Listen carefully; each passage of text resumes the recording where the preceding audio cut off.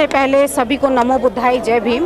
और मैं बहुजन महिलाओं को यही संदेश देना चाहती हूँ कि बहुत हो गया शोषण, बहुत हो गया अपमान। अब इस व्यवस्था को ठोकर मार दो, क्योंकि बाबा साहेब जब तक जीवित रहे हमें कदम कदम पर वो आगाह करते रहे कि इस धर्म को ठोकर मार दो, इस धर्म को ठोकर मार दो। लेकिन ना हमने उस समय उनकी बातों को सुना और ना ही आज सुन रहे हैं।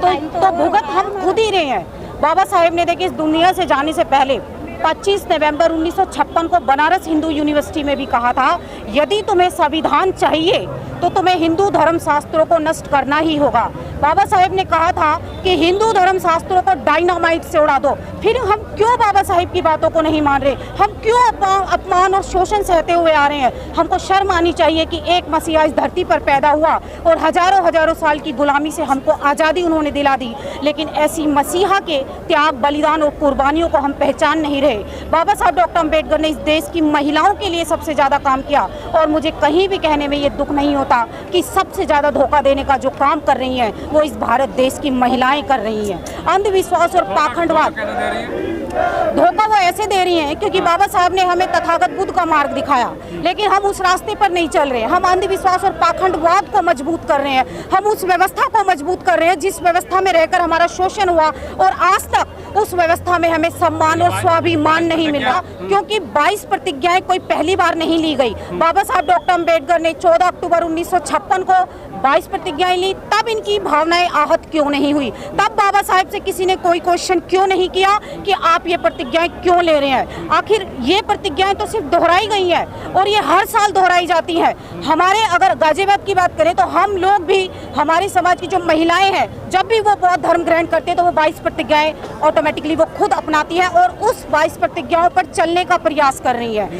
इस धर्म में रहकर प्रतिज्ञा में सिर्फ हिंदू देवताओं का नाम क्यों लिया जाता है? इस धर्म में हिंदू देवताओं का नाम इसीलिए लिया जाता है क्योंकि देखिए बाबा साहेब की स्वयं निर्मित जो प्रतिज्ञाएं हैं, और बौद्ध धर्म में भी ब्राह्मणीकरण किया जा रहा था, अंधविश्वास और पाखंडवाद उसमें जबरन डाला जा रहा था। तो उस व्यवस्था से बचने के लिए बाबा साहब डॉक्टर अम्बेडकर ने हमको 22 प्रतिज्ञाएं दी ताकि हम अंधविश्वास और पाखंडवाद से दूर रहे, ताकि मेरा समाज तरक्की करे, ताकि मेरे समाज के बहुजन जितने भी लोग हैं उनका भला हो। वो रास्ता बाबा साहब लोगों ने हम लोगों को दिखा। ठीक है, सिर्फ हिंदू धर्म ही क्यों टारगेट है? बहुत सारे धर्म है इंडिया में।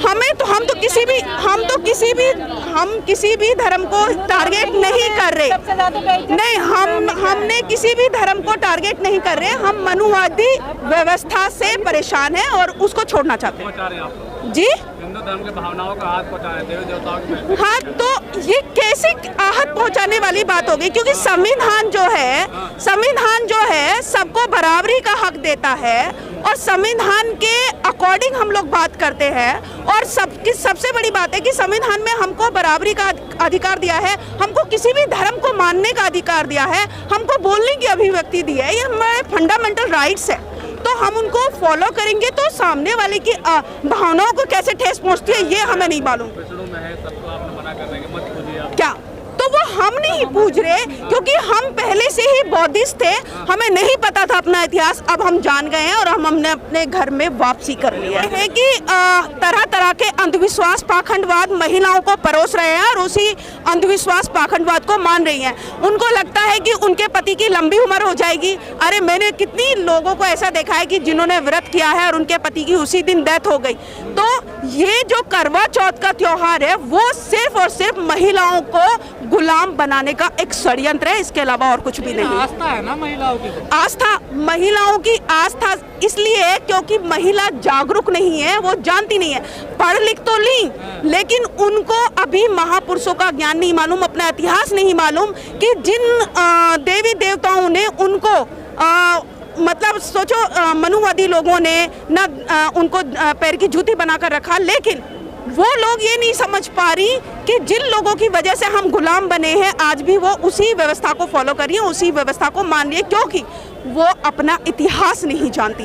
आज किसी भी संप्रदाय की महिलाओं, चाहे वो SC, ST, OBC और जनरल या जितनी भी ब्राह्मण, क्षत्रिय, कोई भी महिला हो, उन सबको अगर किसी ने अधिकार दिए हैं तो वो बाबा साहेब के संविधान ने दिए हैं। इसमें ये कहा गया है, जो पहली प्रतिज्ञा थी कि मैं ब्रह्मा विष्णु और नहीं, मैं किसी भगवान का नाम उसमें मेंशन किया जा रहा है। ये हो सकता था कि हम किसी धर्म को नहीं मानते। देखिए, हिंदू धर्म वाले अपने देवी देवताओं को मानते हैं, मुस्लिम वाले अपने को मानते हैं, सिख वाले अपने को मानते हैं और बौद्ध अपने को मानते हैं। क्योंकि राम और कृष्ण को लेकर इस भारत देश में इतना अंधविश्वास, पाखंड फैलाया गया है, महिलाओं का कितना शोषण हुआ है। और आज भी भारत में देखिए सभी लोगों की जबान पे राम राम रटा रहेगा और सुबह उठते ही बोलने लग जाएगी। मैं तो कहना चाहती हूँ कि राम का इतिहास तो पढ़ लीजिए कि उस राम ने इस देश के लिए किया क्या है। उसने अपनी गर्भवती पत्नी को छोड़ दिया जंगल में दर दर भटकने के लिए। क्या ऐसे राम की हमें जय जयकार करनी चाहिए? लेकिन फिर भी लोग कर रहे हैं। लेकिन बाबा साहेब ने तो हमें सच्चाई बताई। बाबा साहेब ने तो एक पुस्तक लिखी, राम कृष्ण और उसकी पहली।